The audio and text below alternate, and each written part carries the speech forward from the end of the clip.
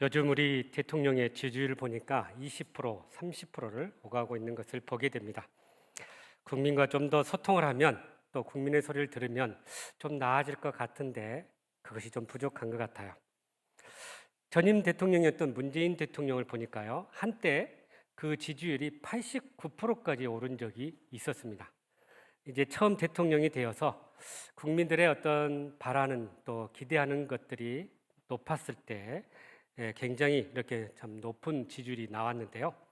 그런데 정책의 여러 가지 실수와 또 인사 실세 이런 실패 이런 걸로 인해서 나중에 보면 한 56%까지 이렇게 떨어졌던 일이 있었다고 합니다.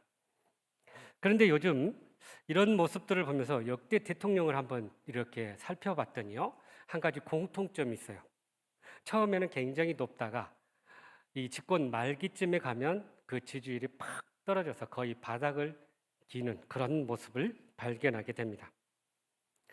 우리가 살면서 처음에는 열심히 해보고 또 노력도 해보지만 때때로 여러 가지 장애물과 또 여러 가지 어려운 문제들을 만나면서 목표에 대한 의식도 약해지고 또 그 힘을 점점 잃어버릴 때가 있다는 거예요.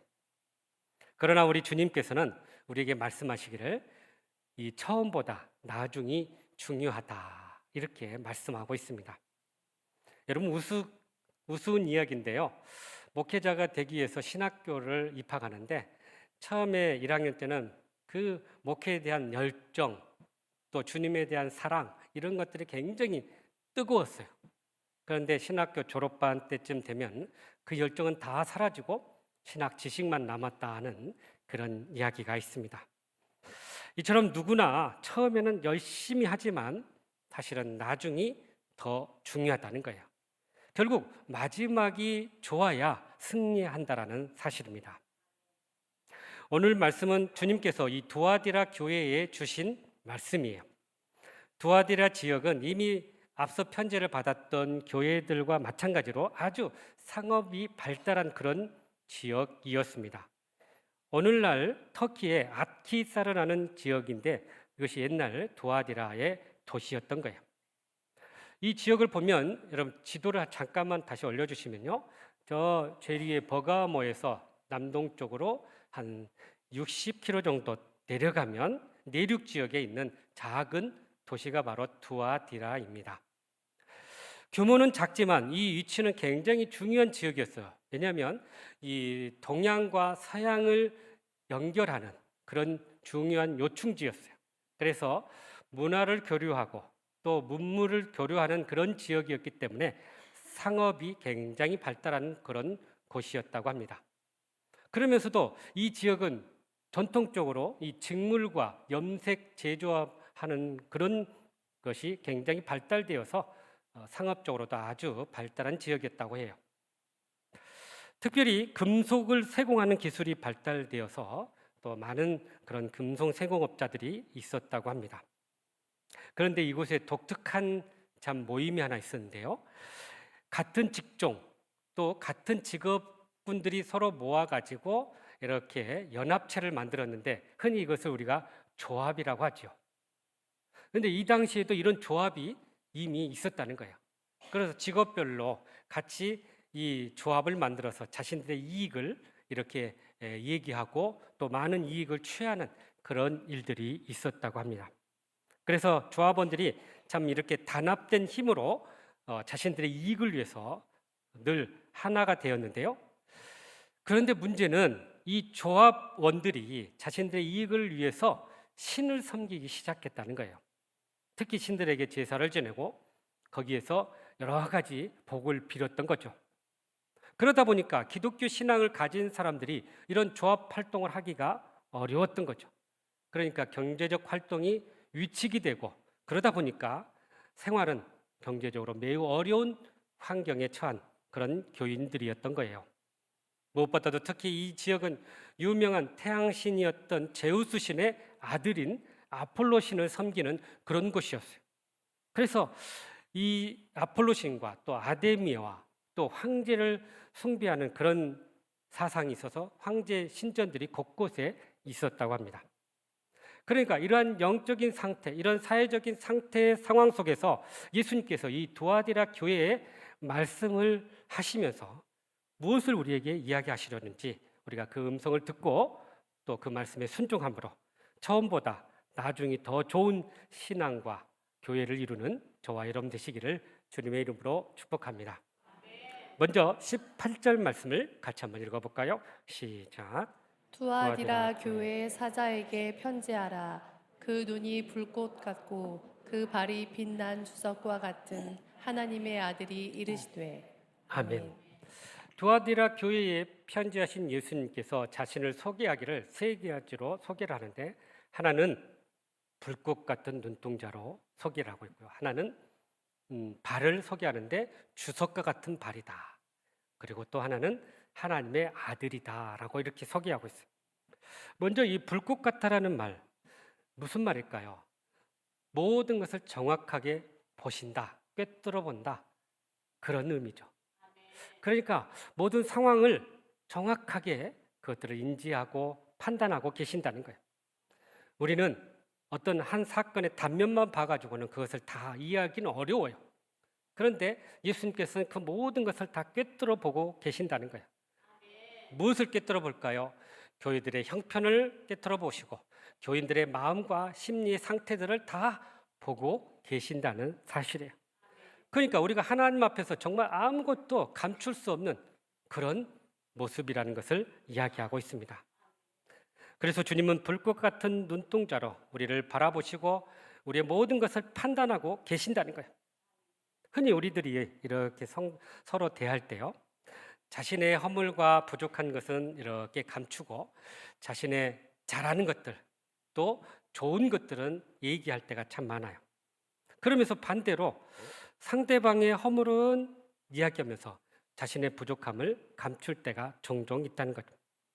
제가 이렇게 목회를 하면서 교인들로 이런저런 말을 들을 때가 있어요. 처음에는 그 말을 곧이곧대로 들었는데 가만히 시간을 흘러보니까 자기에게 유리한 것은 얘기하고 불리한 것은 하나도 얘기하지 않았더라고요. 그러니까 이게 뭘 의미해요? 자기의 좋은 것들만 이야기한다는 거예요. 그러니까 우리가 어떤 얘기를 들었을 때 한 번에 딱 그걸 듣고 판단하기보다는 상대방의 말을 들어봐야 돼요. 그래서 상대방의 의견을 들어보고 이것을 종합적으로 판단해야 한다는 거죠. 우리 인간의 본성은 그래요. 그렇게 자신은 감추고 상대방 건 드러내려고 하는 그런 습성이 있기 때문에 우리가 잘못 판단해 가지고는 그 모든 것들을 실수할 수 있다는 거죠. 그런데 주님은 이런 모든 것을 중심을 보고 계시고 또 모든 것의 핵심을 꿰뚫어 보고 계시기 때문에 현혹되지도 않으시고 또 이렇게 실수하시지도 않으신다는 거예요. 정확하게 그 모든 것을 판단하고 계신다. 이것을 강조하기 위해서 예수님의 불꽃 같은 눈을 소개하고 있다는 거죠. 우리가 이 주님을 모시고 산다면 주님이 우리의 삶을 다 불꽃같이 보고 계신다는 이 사실을 우리가 기억하고 주님 앞에서 좀 더 신실하고 바르고 정직한 그런 삶이 되어야 할 줄로 믿습니다. 또한 예수님은 발이 빛난 주석과 같다라고 자신을 소개하고 있어요. 이것은 하나님으로부터 권세를 위임받아서 선악간의 모든 것을 심판하시는 주님을 강조하고 있다는 거예요. 예수님께서 발이 주석과 같다고 그랬는데 이 주석은요, 쇠 중에서 가장 무거운 쇠라고 이야기합니다. 그래서 이 발에 밟히게 되면 뼈가 으스러질 정도로 아주 힘이 센 그런 무게라는 거예요. 그러니까 주님의 심판이 이처럼 엄중하고 무겁게 이루어지게 될 것임을 교훈하고 있는 거예요. 재판장이신 예수님께서 그 판결의 기준이 하나님의 말씀이고 하나님의 뜻이기 때문에 이것을 기준으로 해서 모든 것을 판단하시는데, 그러니까 불순종하고 불신앙하고 우성을 섬기고 충성하지 못한 자들에게 주님의 이 엄중하고 무거운 심판이 있다는 것을 우리에게 말씀해 주고 있는 것입니다. 또 세 번째는 주님 뭐라고 소개하냐면 하나님의 아들이다라고 소개하고 있어요. 여기 하나님의 아들이라는 표현은 7개 교회에서 소개하면서 유일하게 이곳에서만 소개하고 있다는 거죠. 우리는 하나님의 아들이신 예수님을 잘 알지만 교회마다 이렇게 자신을 하나님의 아들로 소개하지 않았다는 거예요. 그런데 왜 이렇게 굳이 이런 표현을 썼을까요? 앞서 우리가 두아디라 교회의 제일 유명한 신이 아폴로 신이라고 그랬어요. 이 아폴로 신이 제우스 신의 아들이에요. 그러니까 자신들이 가장 중요하게 여겼던 제우스 신의 주신이죠. 제우스 신의 아들이 이 두아디라를 다스리고 두아디라의 모든 부유와 또 평안과 그런 모든 것들을 제공해 주기 때문에 바로 이 아폴로 신을 섬기는 것을 대단하게 여겼던 거예요. 그런데 예수님께서 너희들이 섬기고 있는 이 신이 잘못된 것이라는 거예요. 바로 하나님이 참 신이고 그 하나님의 아들인 내가 너희들에게 편지한다라고 말씀하고 있다는 거죠. 그러므로 우리가 하나님의 아들이 이 예수 그리스도께서 이 땅을 부유하게 되고 이 땅을 구원하고 이 땅을 보호하시는 분이심을 강조하기 위해서 하나님의 아들 되심을 이렇게 소개하고 있다는 것입니다. 그러므로 우리가 이 세 가지의 소개를 통해서 우리의 주 재판장이시고 또 우리의 모든 것을 판단하시고 보고 계신 그 주님을 우리가 의식하고 우리가 온전한 믿음의 삶을 통해 나아갈 때 우리가 주님 앞에서 칭찬과 인정을 받는 복된 삶이 될 줄로 믿습니다. 계속해서 우리 19절 말씀을 같이 한번 읽어볼까요? 시작. 내가 내 사업과 사랑과 믿음과 섬김과 인내를 아노니 내 나중 행위가 처음 것보다 많도다. 아멘. 자, 두아디라 교회에 대한 주님의 칭찬의 말씀이 나오고 있습니다. 오늘 말씀에 보니까 그들의 성숙한 믿음에 대해서 칭찬하고 있어요. 또 그들의 행위들, 그들의 사업에 대해서 격려하고 칭찬하고 있습니다. 근데 우리가 눈여겨볼 게 그들의 사업이 뭔가? 이 사업을 흔히 우리가 생각하는 비즈니스가 아니라는 거죠. 주님을 위한 또 복음을 위한 사역을 바로 이 사업으로 표현하고 있다는 거예요. 그러면 왜 이 사업이라는 표현을 사용했을까요? 우리가 앞서 두아디라를 소개할 때 이 두아디라 도시의 독특한 점이 하나가 있었는데 바로 조합이라는 연합단체가 있었다는 거예요. 그러니까 서로들이 이익을 얻기 위해서 이 조합을 만들어 가지고 거기서 자신들의 이익을 대변했던 거죠. 그러니까 지금 예수님께서 이들의 그러한 모습을 보면서 하나님에 대한 구원의 사역 또 복음 사역을 이렇게 잘하고 있음을 그들에게 칭찬하고 있다는 거죠. 그런데 여러분 우리가 여기서 한 가지 봐야 될 것은 교회에서는 이런 금전적인 이익을 위한 수익 사업을 하는 곳이 아니라는 거예요. 그러니까 하나님의 복음 사역을 위한 곳이지 수익을 내는 사역이 아니다. 이것을 말씀해 주고 있어요. 예수님께서도 그 예를 우리에게 보여준 사건이 있었는데요. 바로 성전 정화 사건이에요. 성전에 가서 이 돈을 환전하고 수수료를 받아요. 그러니까 이것을 막으신 거죠. 또 멀리서 하나님께 드려야 할 제물들을 가져오기 어려우니까 그 성전 앞에서 이 제물들을 팔게 됐어요. 그러니까 동물들을 팔게 됐는데 그 동물들을 아주 비싸게 팔았던 거예요. 그러니 예수님이 그런 모습을 보시고 그것들을 다 엎으시고 내쫓으시면서 하시는 말씀, 내 아버지의 집을 장사하는 집으로 만들지 말라라고 말씀하셨던 거죠. 그래서 우리는 여기서 수익을 위한 사업이 아니라 주님의 복음을 전하는 그러한 사역으로 해석하게 된다는 것이죠. 그런데 오늘 말씀에 보니까 이러한 그들의 사역의 네 가지 덕목을 소개해 주고 있어요. 그들이 얼마나 사역을 잘했는지 그 네 가지 덕목이 나오는데 바로 사랑, 믿음, 섬김, 인내라는 덕목들입니다. 처음 두 가지 사랑과 믿음은 그들의 동기에 관련된 덕목이고요. 그 다음에 섬김과 인내는 그것에 대한 실천적인 모습에서 나오는 거예요. 다시 말해서 두아디라 교회는 사랑에서 우러나는 섬김이 있었고 믿음에서 나오는 인내가 있었다라고 이야기합니다. 주님이 그것을 기쁘게 여기셨던 거예요. 여기서 우리가 한 가지 중요하게 여길 게 바로 우리의 신앙의 동기가 참으로 중요하다는 것입니다. 어떤 문제에 우리가 바른 동기를 가지고 행동하고 실천할 때 거기에 바른 결과물이 생기게 되는 거예요. 그래서 이 바른 동기와 실천이 서로 균형을 이루어야 한다는 것입니다. 그런데 우리의 삶을 가만히 보면 이것이 서로 균형을 이루기가 쉽지가 않다는 거죠. 그러니 우리의 신앙의 동기를 한번 잘 점검해 보아야 돼요. 우리가 왜 봉사하고 왜 헌신하고 왜 물질을 하나님 앞에 드리는가? 이 동기를 우리가 정확히 보아야 한다는 거예요. 하나님의 은혜에 대한 감사함, 하나님의 사랑에 대한 감사함, 이런 것들이 바로 우리의 신앙의 동기가 되어야 한다는 것이죠. 그런데 이러한 동기를 잃어버리고 하게 되면 그 섬김과 봉사가 자기의 영광을 드러내게 되고 자기의 의를 드러내는 결과를 가져온다라는 사실입니다. 그러므로 우리는 하나님의 일을 할 때, 주의 일을 봉사할 때 나를 먼저 돌아보고 내가 어떤 마음으로 섬겨야 될까를 한번 점검해 보아야 한다는 것입니다.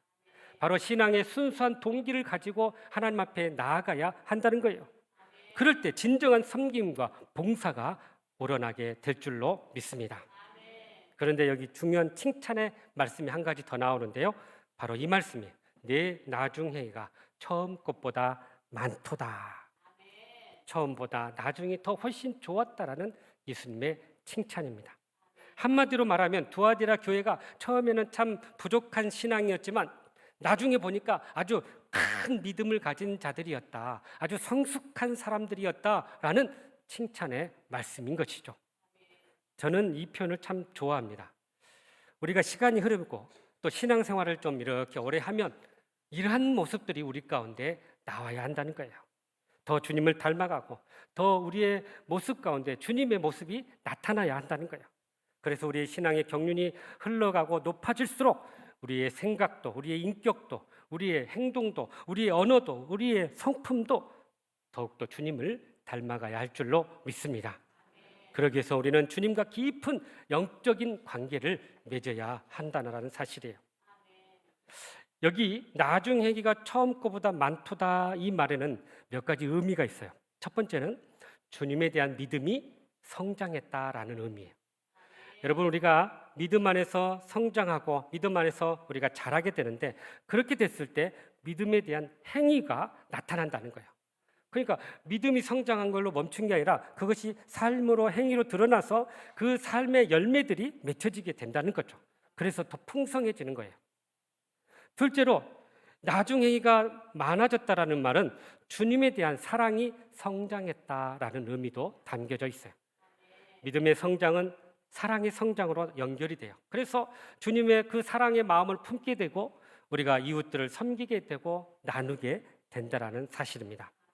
세 번째는 나중 행위가 많아졌다는 것은 봉사와 섬김의 삶으로 헌신했다라는 의미가 담겨져 있습니다. 믿음도 자라고 사랑도 성장하게 되면 자연스럽게 우리는 섬김의 자리로 나아가게 된다는 거예요. 그래서 누가 시키지도 않았는데 섬기게 되고 누가 요청하지도 않았는데 물질을 나누는 그런 모습을 보게 돼요. 그게 바로 사도행전 2장에 나온 초대교회의 모습들이었어요.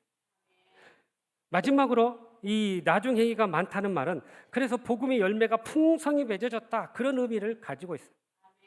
그러니까 우리가 믿음 생활 잘하게 되면 또 성령으로 충만하게 되면 성령의 열매도 맺고 또 믿음의 열매도 맺어지게 되고 더 나아가서는 구원의 열매도 맺어져서 우리가 믿지 않는 영혼들을 주님께 인도하면서 많은 생명의 열매들이 맺혀지게 된다는 것입니다. 바로 이러한 열매들이 오늘 우리 가운데 맺어지고 더 풍성해져서 그렇게 주님께 칭찬받는 저와 여러분이 되기를 간절히 바랍니다.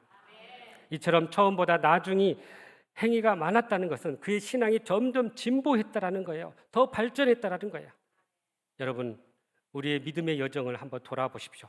과거에 믿음 생활했던 30년 전이나 20년 전이나 10년 전이나 지금과 똑같아서는 결코 안 된다는 거예요. 만약에 그렇다면 우리의 신앙이 어디에서 문제가 있는지 스스로 점검해 봐야 돼요. 어떻게 하면 더 발전할 수 있는지, 어떻게 하면 더 성장할 수 있는지를 돌아보아야 한다는 것입니다. 반대로 지금 내가 부족하고 지금 내가 이제 신앙생활한 지 얼마 안 됐다 할지라도 우리가 기억해야 할 것은 시간이 흘러 우리가 믿음이 풍족해지고 풍성해지면 우리를 통해서 놀라운 믿음의 역사가 나타난다는 거예요. 그래서 우리는 신앙의 그러한 가능성과 잠재력을 가진 자들이라는 거죠. 그래서 여러분 주변에 조금 믿음이 연약한 자들을 무시해서는 안 돼요. 하나님께서 이들을 통해서 어떻게 세워가시고 어떤 열매를 맺게 하신지 모릅니다. 그러니 우리는 그렇게 겸손한 믿음의 길을 걸어야 할 줄로 믿습니다. 그래서 에베소서 4장 15절에 이렇게 말씀하시네요. 시작. 오직 사랑 안에서 참된 것을 하여 범사에 그에게까지 자랄지라. 그는 머리니 곧 그리스도라. 아멘. 오늘 말씀도 참된 것을 하고 범사에 그에게 잘하라 그랬어요. 잘하라는 거예요. 잘해야 돼요, 우리는. 만약에 잘하지 않고 정체에 있다면 그것은 유지하는 신앙이 아니라 오히려 퇴보하는 것임을 우리가 기억해야 합니다. 여러분, 물이 고이면 썩게 돼 있어요. 성장이 없는 정체된 신앙도 마찬가지예요. 신앙이 정체되면 유지하는 것 같지만요, 사실은 유지하는 게 아니에요. 생명력을 잃어버리고 부패해지고 썩어진다는 거예요. 그래서 우리의 신앙이 정체되면 그 수준에 머무는 게 아니라 오히려 퇴보되는 결과를 가져온다는 거예요. 그래서 우리는 정체해서는 안 돼요. 앞으로 가더라도 쓰러져 넘어져도 앞으로 가고 앞으로 계속해서 나아가야 한다는 거죠. 1960년대 유명한 복음주의자였고 또 아주 영적으로 뛰어난 목사님 계셨는데 R.A. 토저라는 목사님 계셨어요. 이분이 오늘날 교회에 세 가지 문제가 있다고 이렇게 지적을 합니다. 첫 번째, 믿는 자가 성장하지 않고 항상 어린아이로 남아있다. 이것이 문제라는 거예요.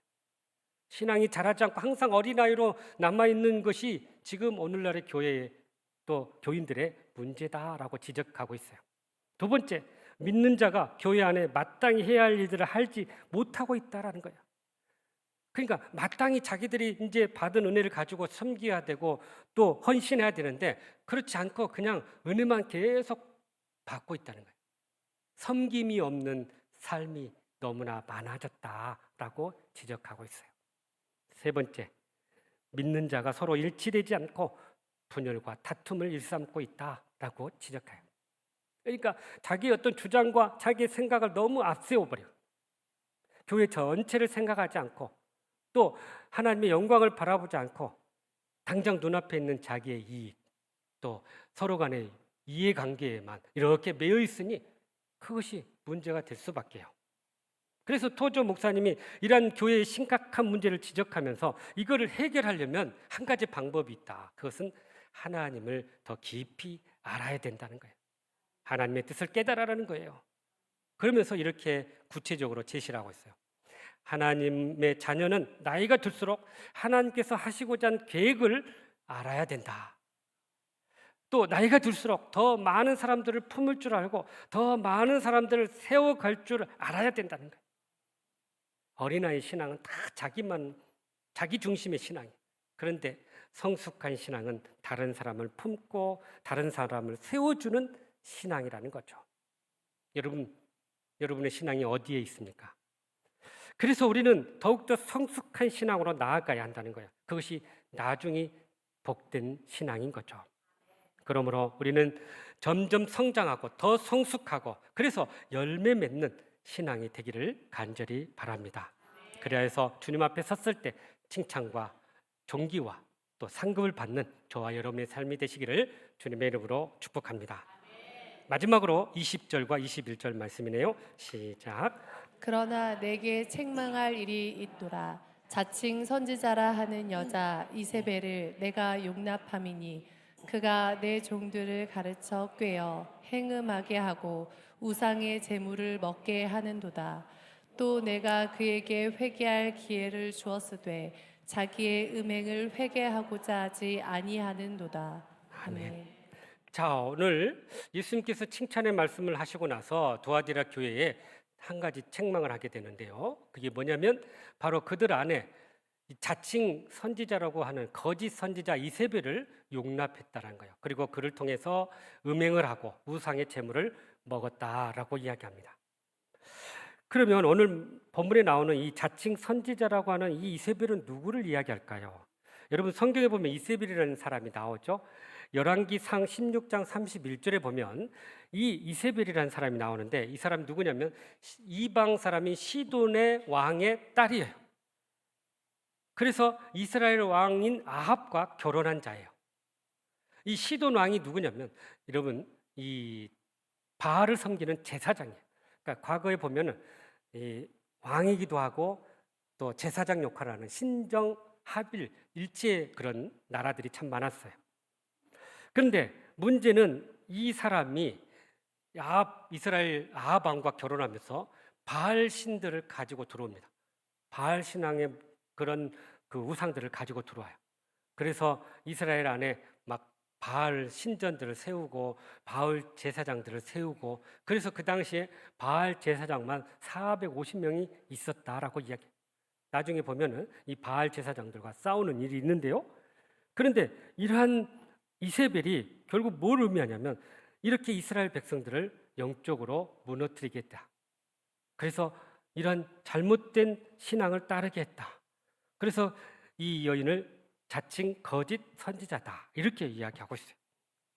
여러분, 그러니까 하나님의 그 말씀과 하나님의 뜻을 가르치기보다는 잘못된 신앙을 가르쳐서 이스라엘 백성들을 잘못된 길로 인도했다라는 거야.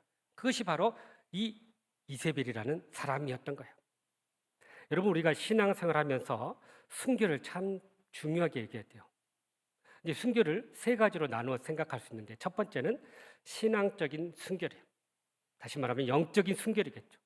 이건 뭘 의미할까요? 오직 하나님만 섬기는 거예요. 하나님만 예배하고 하나님만 찬양하고 하나님만 경배하는 거예요. 그러니까 우리의 섬김의 대상이 오직 하나님만 되어야 한다는 거예요. 근데 문제는 많은 돈도 섬기고 또 여러 가지 권력과 힘도 섬기고 다른 것을 섬기는 것이 문제.